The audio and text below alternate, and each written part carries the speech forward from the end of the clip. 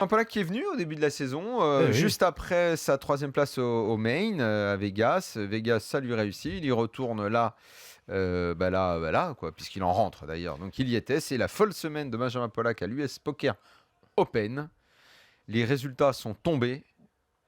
Benjo, donne-les avant que... Il y a juste 8 tournois, des buy-in Mhm. entre 10 et 50 000 $. Et sur ces 8 tournois, Benjamin, on l'a vu disputer 3 finales en Omaha, en Mixed Games. Donc, c'est les tournois où on mélange plein de variantes. Et il en a remporté un, c'était en No Limit Hold'em, sur un buy-in à 25 000 $. Donc, il rentre en Europe à peu près avec 500 000 $ de gains. Très bien, il est rentré avec les mallettes. Et moi, je vais vous dire, je pense que sa venue ici, juste après Vegas, parce que Vegas, on s'est dit... il y a clairement il est venu, un lien de cause à effet.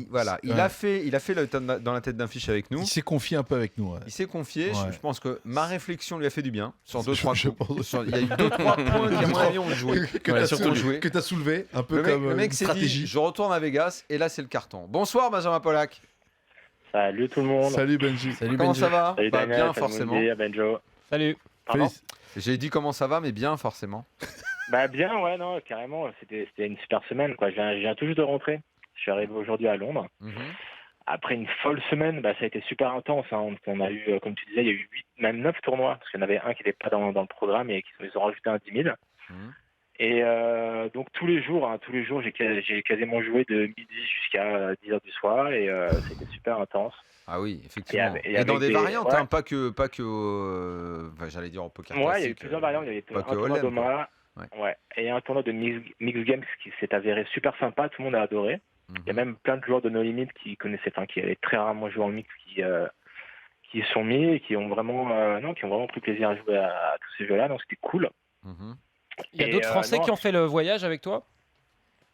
J'ai croisé Philippe Corza et Jonathan. Khalifa. Et ils ont pas Khalifa. Ouais. Et ils étaient venus pour jouer à 25 000 et en fait, vu qu'il n'y avait pas tant plus de joueurs que ça, c'était quand même assez réguiche. Ouais, c'est un niveau relevé, ouais. C'était un niveau relevé. Après, il y avait quand même quelques amateurs, businessmen. Il y a Dancha qui a joué. Il y a également Carrie Katz qui a joué. Dancha, Carrie Katz, tu vois. Ouais, enfin, c'est des amateurs confirmés, quoi. C'est quoi, pour Ouais. expliquer à ceux qui nous écoutent, US Poker Open, alors c'est... Alors, c'est une série de tournois qui a été organisée par Poker Central, en collaboration avec Poker Go.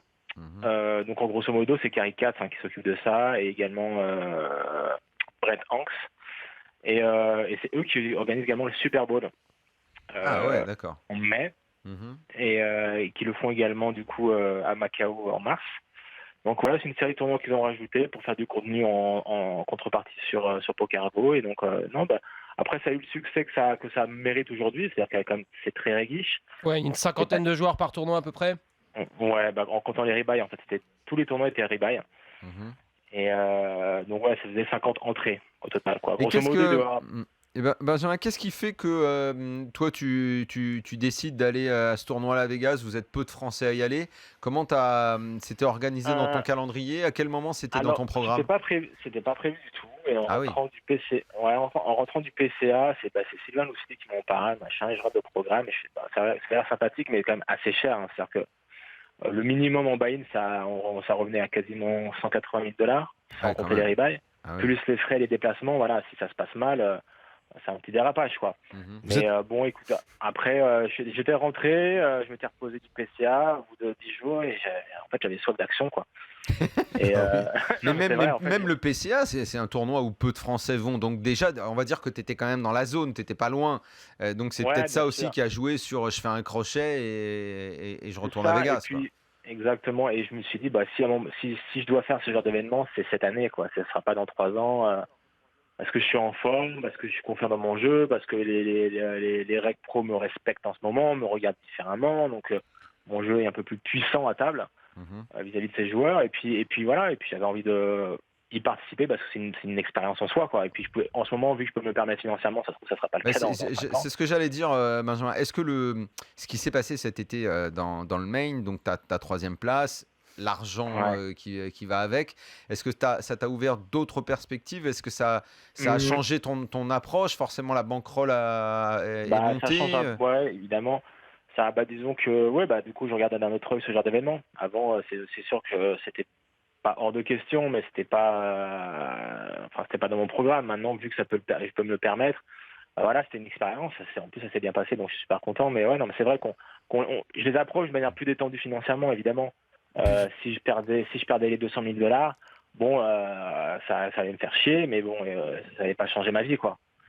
Et puis tu dis quelque chose de très, très important aussi, c'est l'œil qu'ont les top reg, les Negreanu, Chidwick, etc. Ouais. Quand ils te regardent et quand ils sont à table, peut-être qu'il a changé aussi récemment.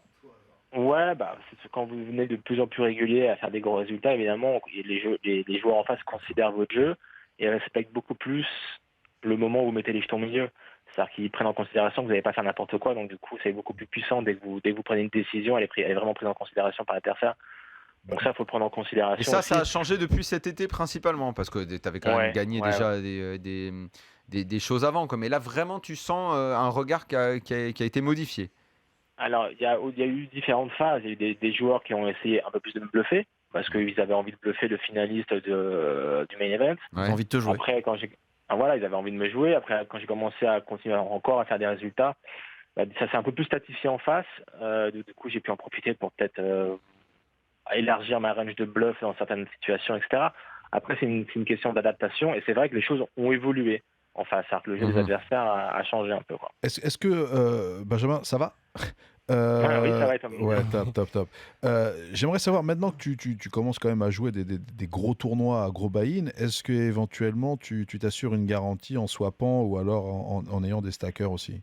Alors, généralement, je vends très peu. En l'occurrence, pour le US Poker Open, j'ai vendu 15%. D'accord. Et j'ai pas swappé parce que j'avais pas de friends là-bas. J'ai failli swapper à un moment avec Brinkeny, mais il m'a dit que c'était pas la peine parce que c'était pas forcément intéressant. T'as mon numéro ou pas? Non, parce que bon. Non, c'est parce qu'en fait, vu que le field dépassait rarement les 40 joueurs, on faisait maximum x20. Donc du coup, swapper 10%, ça revenait à garantir un cinquième de buy-in. Enfin, ça n'avait pas trop de sens. Et quand tu joues 8 tournois comme ça, 8-9 tournois de suite avec des fields similaires, t'as pas l'impression en fait de jouer une espèce de championnat de poker en fait, quand de retrouver les mêmes joueurs? Ouais, c'était marrant. C'est marrant comme ambiance, c'est vrai, parce que tu joues un tournoi, tu le dis prenez ou non, et après le lendemain, tu recommences, tu vois les mêmes têtes. C'est un peu genre un jour sans fin, tu vois. Et ça se répète et c'est marrant parce qu'après le style de jeu évolue dans la semaine. Au début, tout le monde est assez à l'aise et à la fin, tout le monde a des sous. Ouais. Il y en a qui ont gagné des sous, d'autres qui en ont beaucoup perdu, et ça se ressent un peu dans le style de jeu des adversaires, quoi. Et vous discutez des coups après les parties? Genre, est-ce que vous allez bouffer ensemble avec tous ces gros high rollers? Enfin, est-ce qu'il y a un côté social ou vous refaites le match un peu? Je sais, moi je suis allé bouffer avec Isaac, Steven une fois, et après généralement, en fait, vu que c'était aussi la structure était sympa parce que c'était donc des structures sur 2 jours, et du coup il n'y avait pas de dinner break, il y avait que des pauses de 10 minutes toutes les 2 heures il me semble, et du coup donc, tous les joueurs mangeaient à table. Quand même, Bon, donc autour de 20 heures, il y avait 20 commandes qui se faisaient, tout le monde mangeait à table, donc il y avait un peu une espèce de dinner break, mais à une table de poker. Je suppose que la room qui te sponsorise aujourd'hui, la room que tu représentes, doit être aux Anges. Que t'as pas le droit de citer? Ah si, bien sûr. BetClick, bien sûr. Alors là, avec grand plaisir. Elle s'appelle comment, Moundir? BetClick. D'accord, qui est même avec Everest, je crois, si mes souvenirs sont bons, de Monsieur Courby déjà. Voilà. Oui. Voilà. La boîte de prod est déjà là-bas. Oui, c'est vrai qu'ils doivent être en ce moment. Ça va, tu les représentes plutôt pas mal, hein. Ouais, c'est vrai que je mets leur logo un peu partout en ce moment. Ouais. Il va falloir revoir. Et après une semaine aussi intense comme ça, ou avec des journées aussi longues, avec, on le disait, les mêmes joueurs, donc un cadre un petit peu particulier. Là, tu rentres à Londres, t'as envie de quoi faire là? Tu vois plus les cartes, tu vas te reposer, faut que tu coupes un peu. Non, je vais me reposer. En fait, il y a un événement à Rosvadov, mais que je vais skip pour plusieurs raisons. Partie Poker Million. Ah oui. Pardon? Ouais, c'était Partie Poker Million, ouais. Mais c'est un très bel événement. Après, l'endroit est un peu plus discutable, mais très discutable. C'est juste que là, très discutable. Faut avoir envie, Rosvadov. Ouais, j'y suis allé. Léon, bientôt, il va faire en sorte que tout soit parfait là-bas. Il y aura tout ce qu'il faut.